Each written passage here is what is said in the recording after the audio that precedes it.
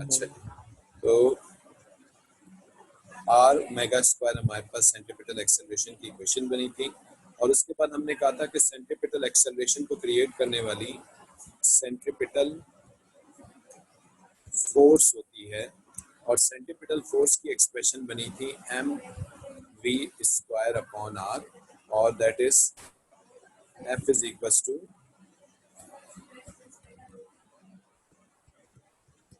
M R omega square. That was the expression for centripetal force. अच्छा, by the way, this is the expression for with linear velocity. This is the expression with angular velocity. ठीक है, इसी तरीके से this is again expression with linear velocity, and this is expression with the angular velocity. Okay, तो ये हम लोगों ने एक्सप्रेशंस पढ़ी थी, 4 एक्सप्रेशंस सेंट्रीपिटल एक्सेलरेशन की. ठीक है, अच्छा, अब उसके बाद हम लोगों ने एक बात की थी. हम लोगों ने कहा था कि जी सेंट्रीपिटल फोर्स एक्चुअल में कोई रियल फोर्स नहीं होता. सेंट्रीपिटल फोर्स के नाम से, नेम से कोई रियल फोर्स इस नेचर में एग्जिस्ट नहीं करता. ये सिर्फ एक कैलकुलेशन है. This is only a calculation. Linear velocity जो कि स्ट्रेट लाइन में होती है. ठीक है, अच्छा, सेंट्रीपिटल फोर्स के नाम पर कोई रियल फोर्स नहीं होता. सेंट्रीपिटल फोर्स की कैलकुलेशन सिर्फ एक कैलकुलेशन है, और डिफरेंट सिचुएशंस के अंदर, डिफरेंट सिनेरियोज में सेंट्रीपिटल फोर्स की ड्यूटी डिफरेंट फोर्सेस प्ले करती हैं. जैसे कि एटम के केस में जब प्रोटॉन या न्यूक्लियस के गिर्द इलेक्ट्रॉन घूमता है तो इलेक्ट्रॉन पे नेगेटिव चार्ज होता है और प्रोटॉन पे पॉजिटिव चार्ज होता है, और इनके दरमियान में इलेक्ट्रोस्टैटिक फोर्स होता है. और ये इलेक्ट्रोस्टैटिक फोर्स किसके तौर पे काम कर रहा होता है? सेंट्रीपिटल फोर्स के तौर पे काम कर रहा होता है. इसी तरीके से सन के गिर्द जब अर्थ घूमती है तो सन और अर्थ के दरमियान में भी एक फोर्स होता है जिसको हम कहते हैं ग्रेविटेशनल फोर्स. और यहाँ पे ये ग्रेविटेशनल फोर्स किसके तौर पे काम कर रहा होता है? सेंट्रीपिटल फोर्स की ड्यूटी प्ले कर रहा होता है, और ऑब्जेक्ट को सर्कुलर पाथ के अंदर, या सन अर्थ को हमारी सर्कुलर पाथ के अंदर घुमा रहा होता है. ठीक है, इसी तरीके से जब हम एक किसी पत्थर को किसी रस्सी से बांध के घुमाते हैं तो रस्सी में एक फोर्स बनता है टेंशन. ठीक है, और ये टेंशन फोर्स इस केस के अंदर किसके तौर पे काम कर रहा होता है? सेंट्रीपिटल फोर्स के तौर पे काम कर रहा है. ठीक है, अच्छा, इसी तरीके से जब हमारे पास कार किसी टर्निंग पे चलती है तो कार जब टर्निंग कर रही होती है तो टर्निंग ऑफ द कार के ऊपर हमारे पास फ्रिक्शन फोर्स जो है वो सेंट्रीपिटल फोर्स के तौर पे काम कर रहा होता है. ठीक है, जैसे कि फॉर एग्जांपल हमारे पास एक गाड़ी है, ये एक ट्रैक है. This is a track. इस तरह से यहाँ पे हमारे पास this is the top view. ये हमारी एक गाड़ी है जो कि v की वेलोसिटी से स्ट्रेट लाइन में जा रही है. और जब हम यहाँ नोटिस करते हैं तो ये एक सर्कुलर पार्ट टाइप एक आर्क की टर्निंग है.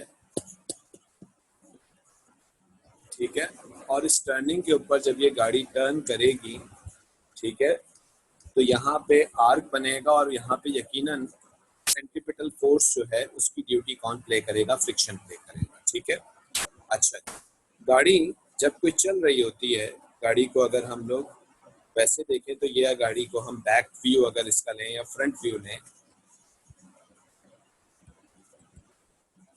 तो बैक व्यू अगर हम या फ्रंट व्यू लें तो हम क्या देखते हैं कि डाउनवर्ड फोर्स जो है वो इस गाड़ी का क्या काम कर रहा होता है? वेट. और टायरों से हमारे पास 2 फोर्सेस लग रही होती हैं ऊपर की तरफ, जिसको हम कहते हैं रिएक्शनल फोर्स. ठीक है, और ये वेट और रिएक्शनल फोर्स हम क्या बोलते हैं? किसके बराबर है? एक दूसरे के इक्वल है. जब भी गाड़ी ना ऊपर जा रही है ना नीचे जा रही है, जबकि कांस्टेंट हाइट के ऊपर जो है वो मूव कर रही है, इक्विलिब्रियम में है, ठीक है। लेकिन जब यही गाड़ी टर्निंग करेगी तो टर्निंग करते हुए फ्रिक्शन फोर्स जो है वो इस पे सेंट्रीपिटल फोर्स के तौर पे काम करेगा। अच्छा, 2-4 क्वेश्चंस मेरे पास आए थे अभी व्हाट्सएप के ऊपर। सबसे पहली बात तो ये है कि गाड़ी आगे जा रही है, ठीक है, तो हम ये कहेंगे गाड़ी अगर फॉरवर्ड जा रही है तो फ्रिक्शन फोर्स बैकवर्ड एक्ट कर रहा होता है, ठीक है। लेकिन अगर आप इसको बड़ी बारीकी से देखें, बड़ी बारीकी से समझें अगर आप इसको, तो एक्चुअल में ये फ्रिक्शन फोर्स आगे की तरफ काम कर रहा होता है जब गाड़ी आगे जा रही है। देखिए इसका रीजन क्या होता है कि let's say this is a car और ये गाड़ी का टायर है, और गाड़ी जब आगे जा रही होती है तो, और by the way this is road, ठीक है। जब गाड़ी आगे जा रही है तो ये व्हील कैसा घूम रहा होता है, ये व्हील इस तरीके से किस डायरेक्शन में मूव कर रहा होता है, क्लॉकवाइज। अच्छा, जब व्हील जमीन पे टकराता है, रोड पे टकराता है, तो रोड के ऊपर व्हील कैसा फोर्स एक्सर्ट करता है, backward force by wheel on road, जिसको हम न्यूटन के थर्ड लॉ की लैंग्वेज में क्या बोलते हैं, एक्शन, ठीक है।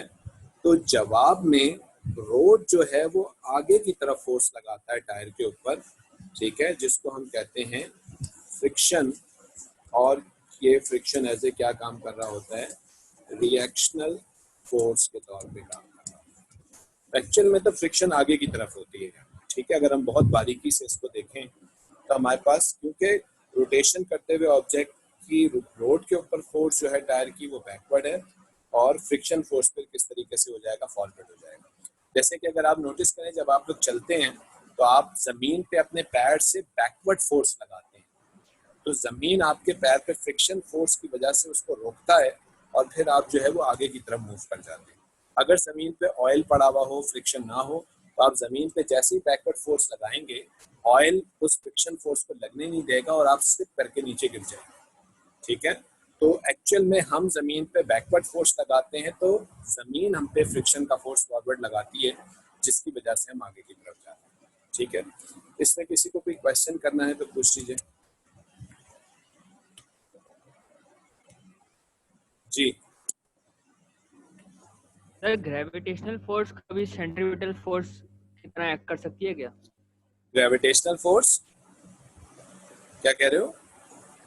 ग्रेविटेशनल फोर्स कभी सेंट्रीपिटल फोर्स की तरह एक्ट कर सकती है क्या कभी? ग्रेविटेशनल फोर्स भी सेंट्रीपिटल फोर्स की तरह एक्ट कर सकती है, बिल्कुल कर सकती है। बैंक रोड के ऊपर या वर्टिकल सर्कल के अंदर ग्रेविटेशन फोर्स सेंट्रीपिटल फोर्स के तौर पे काम करती है। सर्कुलर पाथ में जब अर्थ सन के गिर्द घूमती है तो ग्रेविटेशनल फोर्स सेंट्रीपिटल फोर्स के तौर पे काम कर रहा होता है। कोई सैटेलाइट जब घूमता है अर्थ के गिर्द या किसी प्लैनेट के गिर्द, तो वहां पे ग्रेविटेशनल फोर्स सेंट्रीपिटल फोर्स की ड्यूटी प्ले करती है, बिल्कुल। जी हाँ, अब क्वेश्चन ये आता है कि जब हम टर्निंग करते हैं तो हमारी गाड़ी यूं होती है, ठीक है। मुझे किसी स्टूडेंट ने इसकी, एक बच्चे ने काफ़ी सारी एक्सप्लेनेशन दी थी मुझे इसकी, ठीक है। गाड़ी की वेलोसिटी यूं हो जाती है इसमें, टर्निंग, और हम ये कहते हैं कि इस वक्त ये गाड़ी जब टर्निंग पे होती है, it is making a arc of a circle, इस वक्त जो है वो सेंट्रीपिटल फोर्स, ठीक है। लेट्स से अगर ये आर्क यूं सर्कल बना रही है तो ये सर्कल का सेंटर है, तो ये सेंट्रीपिटल फोर्स सेंटर की तरफ काम करती है, और हम ये कहते हैं कि ये सेंट्रीपिटल फोर्स की ड्यूटी यहाँ कौन प्ले कर रहा होता है, कौन प्ले कर रहा होता है, फ्रिक्शन, ठीक है। और वेलोसिटी ऑब्जेक्ट की यूं आ जाती है, और हम ये कहते हैं कि 90 डिग्री के ऊपर आ रही है, ठीक है।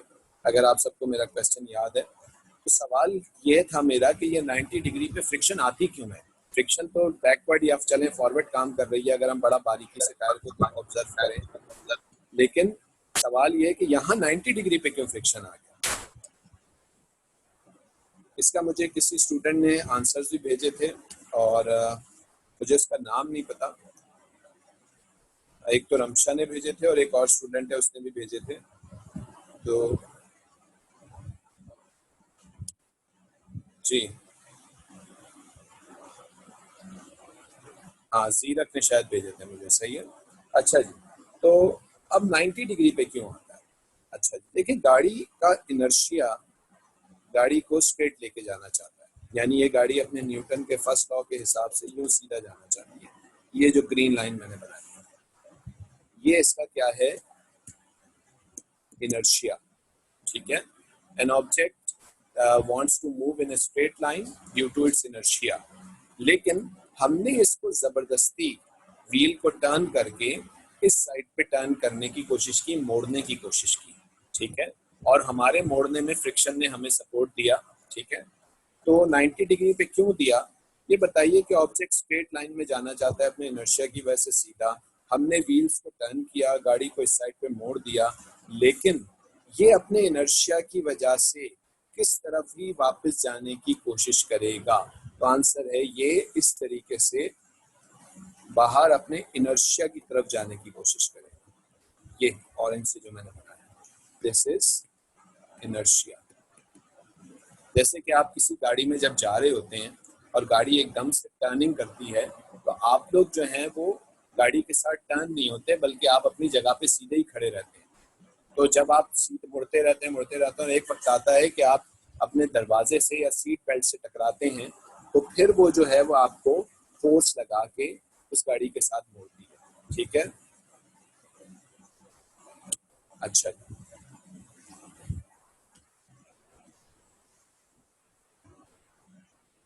जी, जीरक बिल्कुल सही कह रहे हैं। इनर्शिया को फिर अपोज कौन करता है? फ्रिक्शन। क्योंकि मैंने एक चीज पहले भी पढ़ाई हुई है बच्चों, और मैं उसको दोबारा रिपीट करता हूँ। मैंने आपको एक बात बताई है कि फ्रिक्शन सिर्फ मोशन को अपोज नहीं करती है। फ्रिक्शन जो मोशन को अपोज करती है उसको हम कहते हैं डायनेमिक फ्रिक्शन। उसको बहुत बारीकी से अगर हम आगे जाके यूनिवर्सिटी में पढ़ेंगे तो उसको हम कहेंगे डायनेमिक फ्रिक्शन, जो मोशन को अपोज करने की कोशिश। बाय द वे, एक फ्रिक्शन होती है स्टैटिक फ्रिक्शन, ठीक है। या फ्रिक्शन को हम ए लेवल्स में ऐसे डिफाइन करते हैं कि फ्रिक्शन सिर्फ मोशन को नहीं अपोज करती, but it also opposes the intention of motion. ये इंटेंशन ऑफ मोशन को भी अपोज करती है। गाड़ी सीधा जा रही थी, हमने गाड़ी के व्हील्स को टर्न करके उसको इस साइड पे मोड़ा, लेकिन अपने इनर्शिया की वजह से ये वापस उसी जगह पे जाने की कोशिश करेगी, बाहर जाने की कोशिश करेगी, ठीक है। और इनर्शिया की वजह से बाहर जाने की कोशिश करेगी, और उस इनर्शिया को, उस इंटेंशन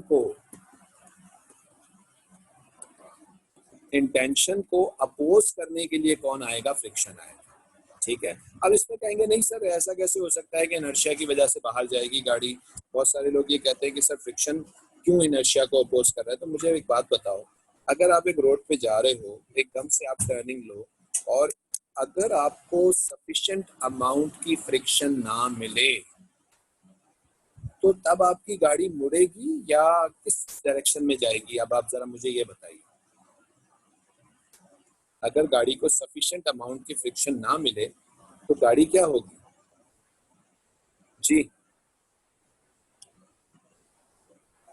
सर स्लिप करेगी।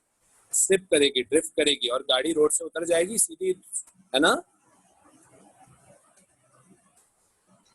जी बिल्कुल सही जैनब, स्किड करेगी, स्किड करके स्ट्रेट चली जाएगी। जैनब स्किड करके वापस रोड से उतरेगी, यानी अपने इनर्शिया की वजह से जो मैंने इनर्शिया वाला एरो बनाया है, इसी तरफ जाएगी कि नहीं जाएगी? जी उसकी तरफ जाएगी। और अगर उस तरफ जाने की कोशिश करेगी और उसको फ्रिक्शन पर अगर अपोज करना चाहता है, तो बताओ वो फिर किस तरफ करेगा अपोज? उसको उसकी अपोजिट डायरेक्शन में करेगा ना बेटा अपोज। जी बिल्कुल सही Neha, will the direction in the motion of inertia, बिल्कुल सही, ठीक है।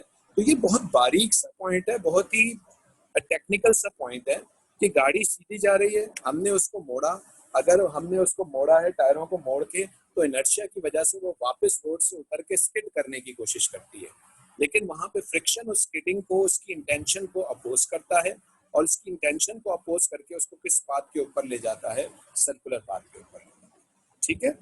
तो that is how friction acts. अच्छा, फ्रिक्शन का एक फॉर्मूला होता है। फ्रिक्शन जो होता है वो बराबर होता है कांस्टेंट इनटू आर के, या जिन्होंने मैकेनिक्स या एम1 पढ़ा हुआ है उन्होंने पढ़ा होगा कि फ्रिक्शन का फॉर्मूला होता है F is equals to mu R, ठीक है, या म्यू एम जी, दोनों हो सकते हैं। क्योंकि यहाँ पे डब्ल्यू आर के बराबर है, तो हम ये कह सकते हैं कि आर किसके बराबर है, एम जी के बराबर। ठीक है, तो फ्रिक्शन का फॉर्मूला क्या होता है, constant into R. R is the reaction force या वेट, नॉर्मल रिएक्शन फोर्स या वेट, दोनों हो सकते हैं। ठीक है, तो this is the equation of friction. Mu is the friction component, नहीं कंपोनेंट नहीं होता, इसको हम कहते हैं सिर्फ कोफिशिएंट ऑफ फ्रिक्शन। ये भी आप जब मैथ्स में M1 पढ़ोगे ना, तो M1 में जो है फ्रिक्शन के बारे में हम पढ़ेंगे। सर्कुलर मोशन का टॉपिक है मेरा आज, सर्कुलर मोशन चल रहा है, हॉरिजॉन्टल सर्कुलर मोशन।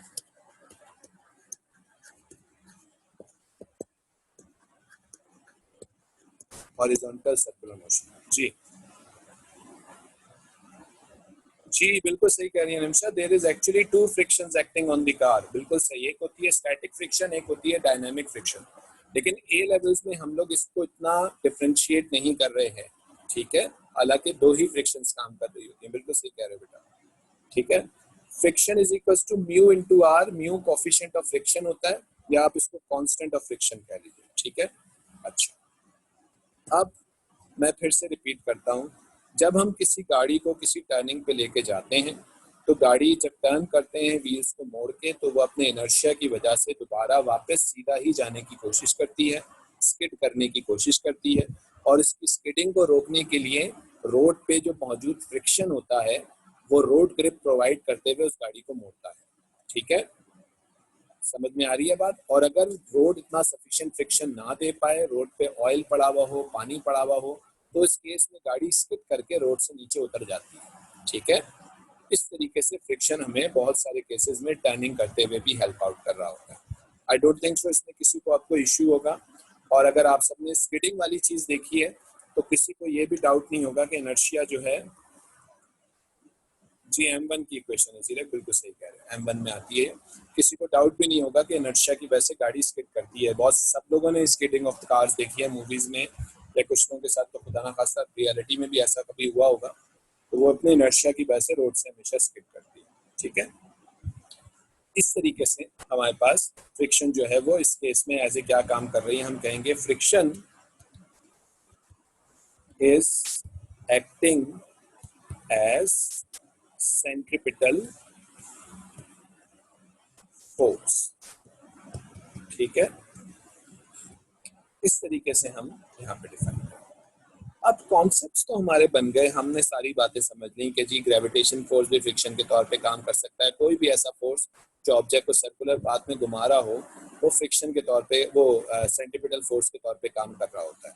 लेकिन अब इसकी कैलकुलेशन कैसे होगी, इसके सवाल कैसे किए जाएंगे। ठीक है, तो अब हम इसके कुछ क्वेश्चंस करते हैं और उनको करके समझते हैं कि इसके क्वेश्चंस हम किस तरीके से करेंगे। ठीक है, the centripetal force would have be the greater than inertia, नहीं बैलेंस करेगा, उसके बराबर होगा। एक्शन का रिएक्शन होता है, तो जितना एक्शन होगा उतना रिएक्शन होगा, अब हम उससे ज्यादा नहीं हो सकता। ठीक है sir, can we say that there isn't enough friction for the car. हाँ, अगर अगर सफिशिएंट फ्रिक्शन या इनफ फ्रिक्शन ना मिले, टायर आपके घिसे हुए हो, रोड आपकी खराब हो, सफिशिएंट फ्रिक्शन नहीं मिलेगा, गाड़ी स्किड कर जाएगी। ठीक है, रोड से उतर जाएगी। ठीक है, बिल्कुल सही है यूसुफ, बिल्कुल सही कह रहे हैं आप। अच्छा जी, तो अब हम चल रहे हैं बच्चों इसके कुछ क्वेश्चंस करने की तरफ, कि हमने कॉन्सेप्ट तो बना लिया कि हमारे पास डिफरेंट केसेस के अंदर डिफरेंट फोर्सेस जो है वो हमारे पास सेंट्रिपिटल फोर्स के तौर पे काम करती हैं। ठीक है, और हम बेसिकली क्या करेंगे, डिफरेंट फोर्सेस को सेंट्रिपिटल फोर्स की इक्वेट करके, और उसके बाद फिर हम जो है वो क्वेश्चंस को सॉल्व करेंगे। अब हम क्वेश्चन किस तरह सॉल्व करेंगे जरा ये भी देख लेते हैं। ठीक है,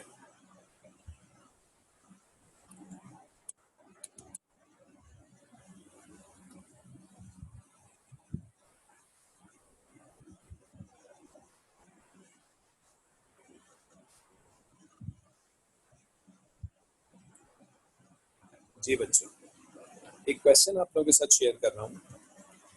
this is the question of May June 2008। ठीक है, इस सवाल में ये कह रहा है, सबसे पहले डिफाइन रेडियन।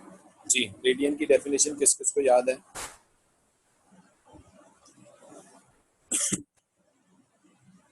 जी बच्चों, रेडियंस की क्या डेफिनेशन होती है?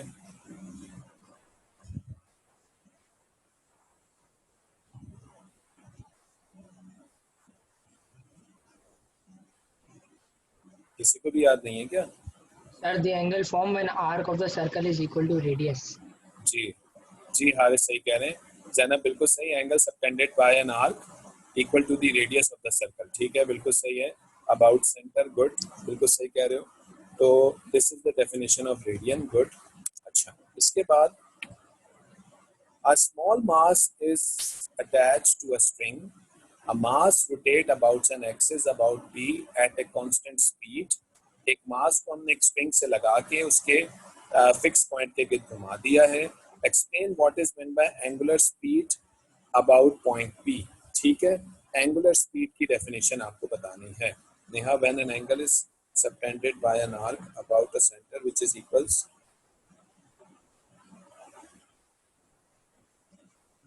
Equal to the radius. हाँ नेहा, बिल्कुल सही है डेफिनेशन, गुड, वेरी गुड। जी, what is the definition of angular speed?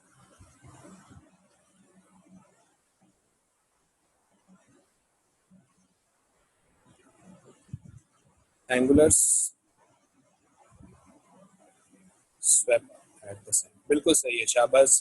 Zainab बिल्कुल सही बेटा, very good. Swept by the radius या स्वेप्ट अबाउट द पॉइंट्स, बिल्कुल आपके पास सेंटर पी पॉइंट के दरमियान में। जीरक, आप भी बिल्कुल सही कह रहे हो। एंगुलर डिस्प्लेसमेंट पर unit time swept by the radius और swept about a fix point या सेंटर, बिल्कुल सही है डेफिनेशन। बेटा 2 मार्क्स के लिए तो swept about by the radius या स्वेप्ट अबाउट द सेंटर, ये दोनों एक ये पॉइंट लिखना जरूरी है। अच्छा,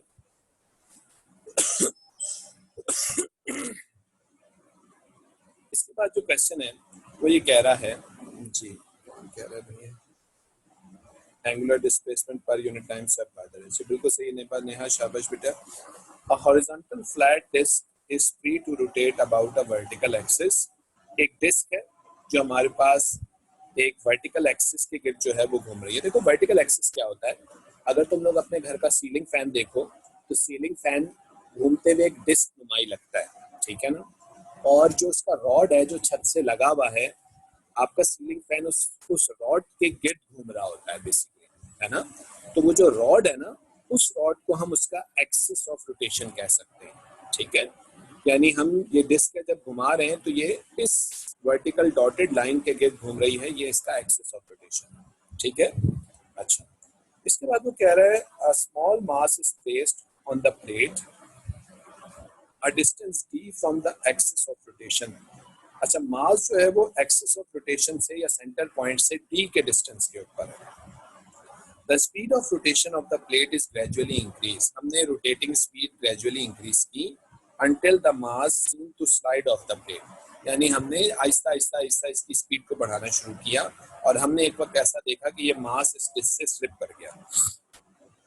अच्छा बात बताओ, जब ये डिस्क पे मास रखा हुआ होगा तो डिस्क घूम रही होगी तो मास भी उसके साथ घूम रहा होगा, यानी यहाँ पे मास सर्कुलर मोशन कर रहा होगा और मास को सर्कुलर मोशन कौन सा फोर्स, सेंट्रीपिटल फोर्स के तौर पे काम करते हुए करवा रहा होगा। जी, मास अगर सर्कुलर मोशन कर रहा है तो कौन सा फोर्स सेंट्रीपिटल फोर्स के तौर पे काम कर रहा है और मास को सर्कुलर पाथ में घुमा रहा है। वेरी गुड, फ्रिक्शन, बिल्कुल सही कह रहे हो, फ्रिक्शन, गुड। तो फ्रिक्शन जो है वो इसको सर्कुलर पाथ के गिर्द घुमा रहा है। और देखो मजे की बात है, उसने नीचे एक इक्वेशन भी दी है, the maximum friction force between the plate and the mass is given by the expression F is equals to 0.72 W, ठीक है।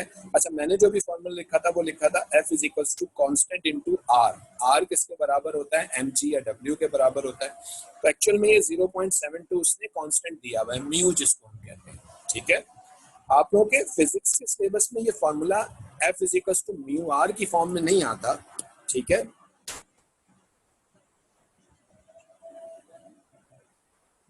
सर्कुलर मोशन में वेलोसिटी इनर्शिया को फेवर करता है, नहीं बेटा, वेलोसिटी तो अब मोमेंटम होता है ना उसका ऑब्जेक्ट का, और इनर्शिया जो होता है वो कहता है कि उसकी स्टेट मेंटेन रहे। अगर ऑब्जेक्ट मूव कर रहा है तो इनर्शिया उसको स्ट्रेट लाइन में मूव करने देगा, सर्कुलर मोशन में नहीं मूव करने देगा, ठीक है जीरा। तो एक्चुअल में इनर्शिया जो है वो सर्कुलर मोशन को वेलोसिटी को सपोर्ट नहीं कर रहा होता, क्योंकि वेलोसिटी की डायरेक्शन चेंज होती है सर्कुलर मोशन में, ठीक है।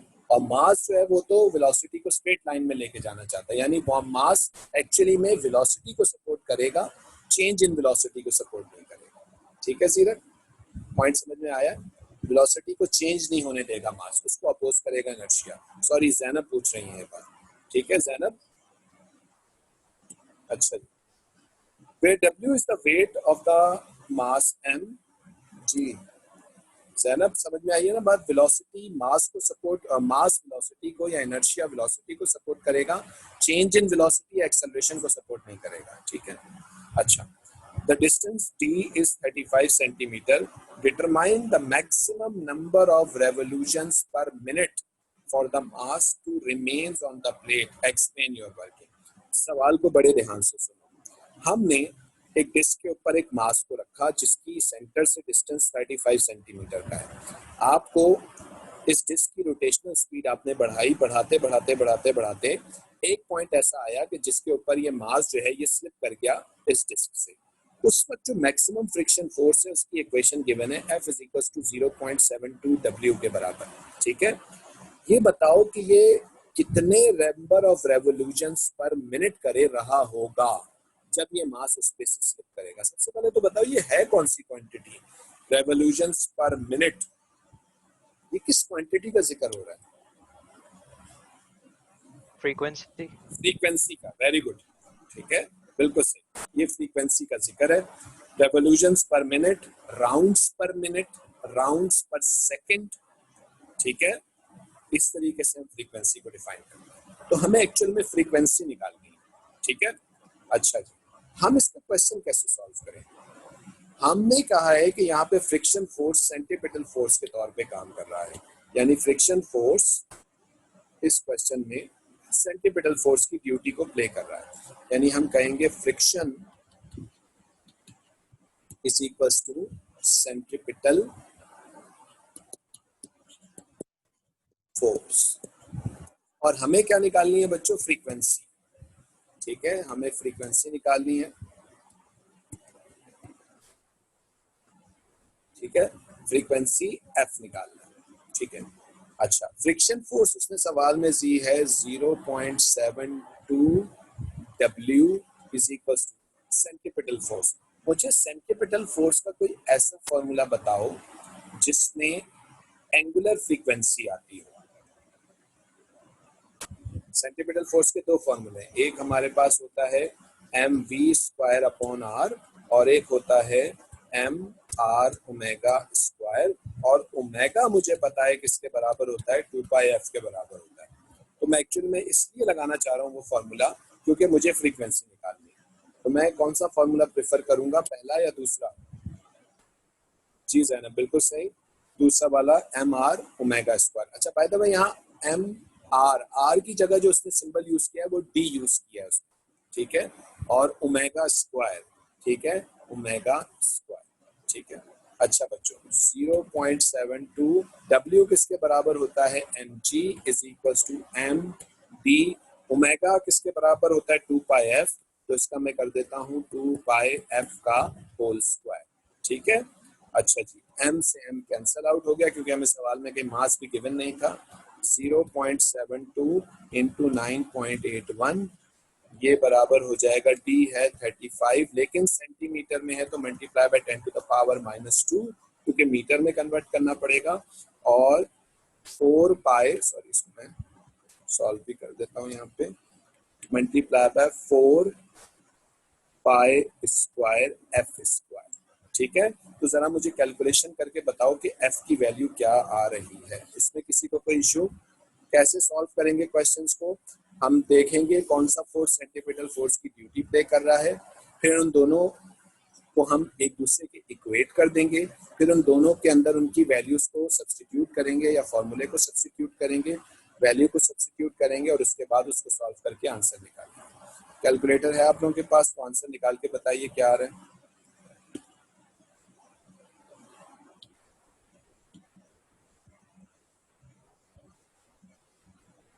जी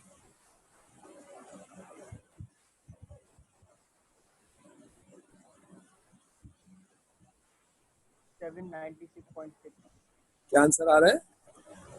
796.6. 796.6। ये तो हमें किस में मिला? राउंड्स पर सेकंड मिला है ना, राउंड्स पर सेकंड। लेकिन उसने सवाल में हमसे क्या मांगे हैं जी? सर 60 से डिवाइड करेंगे उसको। हाँ, राउंड्स पर मिनट मांगे उसने, तो हम इसको क्या करेंगे? 60 से डिवाइड करेंगे। डिवाइड कीजिएगा।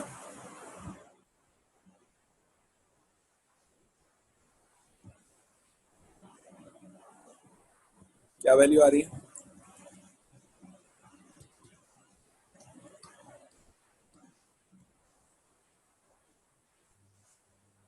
आपकी गाड़ियों में 13.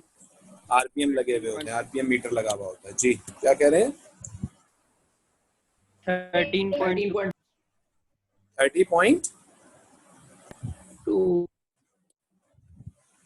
13.2, 13.3, 13.3 जी, ये वैल्यू आ रही है। ठीक है, तो इस तरीके से हमारे पास यानी 1 मिनट में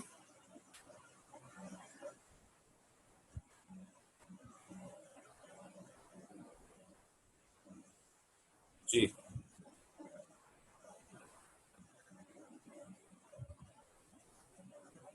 यार, ये राउंड्स पर मिनट के लिए डिवाइड की जगह मल्टीप्लाई नहीं होगा?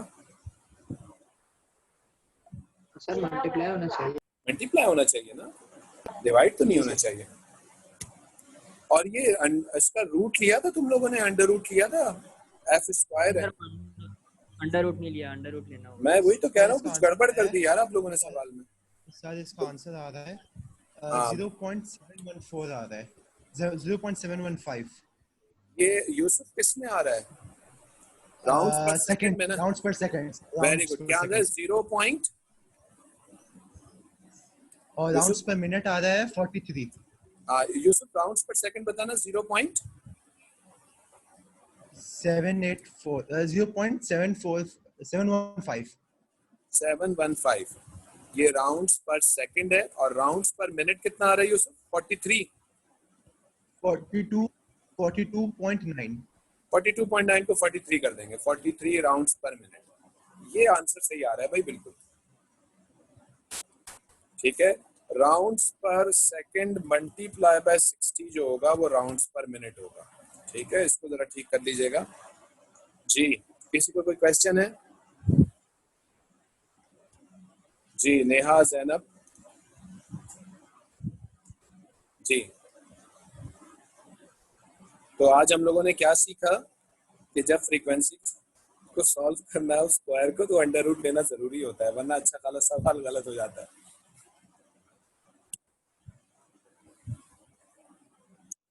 जी। हारिस साहब, सर मैं ये पूछा था ईसीएफ होगा आगे इनके स्क्वायरिंग में?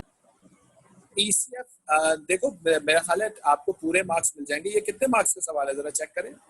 इसमें से A1 आपको नहीं मिलेगा, बाकी सारे मार्क्स मिल जाएंगे आपको। ये अगर 5 मार्क्स का सवाल है तो 4 नंबर तुम्हें मिल जाएंगे, 5वां नंबर नहीं मिलेगा अगर तुमने आंसर सही नहीं दिया। ठीक है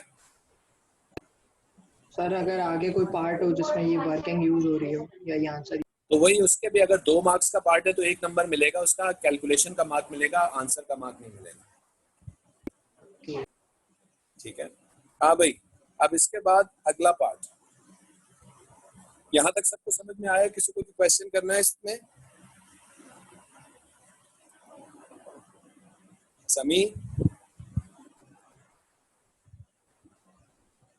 which year बेटा दिस इज?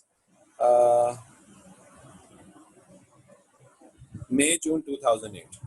मैं आप लोगों से भी ग्रुप पे ना ये बुकलेट जो मेरी है ना पास पेपर्स की टॉपिकल, इसको भी अभी शेयर कर देता हूँ ग्रुप पे इलेक्ट्रॉनिकल फॉर्म में, तो आप लोग इससे क्वेश्चन इससे करने स्टार्ट कर सकते हैं। ठीक है, मैं भी इसको ग्रुप पे भी शेयर कर देता हूँ।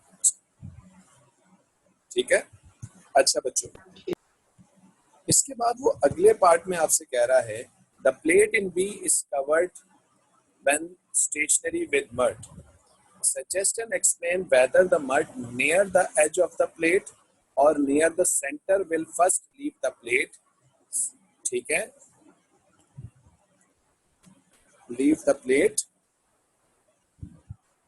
हाँ कॉलेज से मिल जाएगी इसकी hard copy. As the angular speed of the plate slowly increase. ये बताइए कि मड अगर एच पे रखी हुई हो या सेंटर के करीब रखी हुई हो तो कौन सी वाली पहली निकलेगी, एज वाली या सेंटर वाली? बिल्कुल सही है ना, एज वाली। लेकिन क्यों? सर एज वाली इसलिए लीव करेगी पहले क्योंकि एज वाली की ज्यादा एंगुलर स्पीड होगी, क्योंकि वो ज्यादा टेंजेंशियल डिस्टेंस गलत कवर कर रही होगी गलत सेम आंसर, टाइम। गलत आंसर। हमेशा आंसर गलत हो गया। सर लेकिन जो आपने कॉइन वाली एग्जांपल कल पढ़ाई थी उसमें तो यही था कि मतलब जो हाँ, वो डिस्क पे घूम रही होती है, हाँ, और ऐसा कुछ आपने नहीं बोला था। था साइड मैंने वहां पे एंगुलर स्पीड का वर्ड ही नहीं यूज किया था। याद करो रमशा, मैंने एंगुलर स्पीड नहीं बोला था। W is constant at both positions। बिल्कुल सही कह रही हो जैना, वेरी गुड। हाँ, W एंगुलर स्पीड रमशा बिल्कुल सही। देखो एंगुलर स्पीड तो कांस्टेंट रहेगी दोनों के लिए, ठीक है। अच्छा ये पॉइंट मैं क्योंकि 1 मिनट रह गया तो मैं इसको यहाँ स्टॉप कर रहा हूँ, इस मीटिंग को दोबारा आ रहा हूँ और मैं इस पार्ट को दोबारा एक्सप्लेन कर रहा हूँ पूरा, ठीक है, कि एज वाला निकलेगा या वो वाला निकलेगा। इसलिए आई एम कमिंग बैक, ठीक है। आप लोग दोबारा रीज्वाइन करें इस मीटिंग को, मैं स्टॉप करके दोबारा नई मीटिंग ऑन कर रहा हूँ, ओके।